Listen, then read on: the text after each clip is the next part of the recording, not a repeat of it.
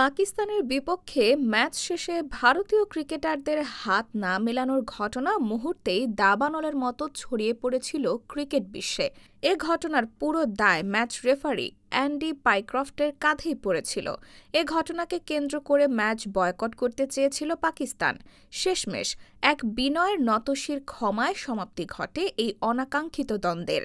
Match রেফারির ক্ষমা চাওয়ার পরেই মাঠে নামে দ্য গ্রিন ম্যানরা।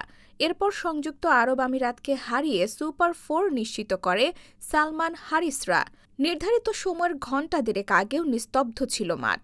ক্লান্ত আলোয় ঝিমিয়ে পড়া বিকেলে টিম হোটেলে বন্দী পাকিস্তান। বাইরের জগতে তখনও ক্রিকেট সংবাদে অগ্নিসংযোগ, সোচ্চার প্রতিবাদ আর অভিমান।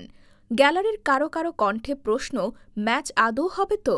নানা জটিল অঙ্ক কষে ২২ গজে নেমেছিল দ্য গ্রিন ম্যানরা। অবশ্য মাঠে নামলেও শুরুটা মোটেই ভালো হয়নি পাকিস্তানের। ব্যর্থতার বৃত্তে ঘূর্ণায়মান ওপেনার সাইম আয়ুব শূন্য হাতেই ফেরেন। সাহিবজাদা ফারহানও লড়াই জমাতে পারেননি। এরপর ভরসা হয়ে দাঁড়ান ফখর জামান। 50 ছুঁয়ে দৃঢ় এক সংগ্রামের ইঙ্গিত দেন।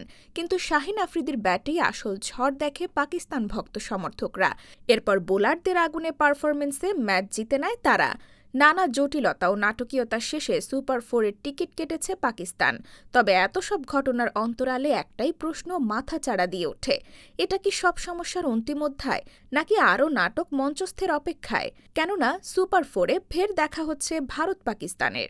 সব মিলিয়ে ভিন্ন এক গল্পে নতুন এক নাটকের প্রহর গুনতে পারেন ভারত পাকিস্তান সমর্থকরা।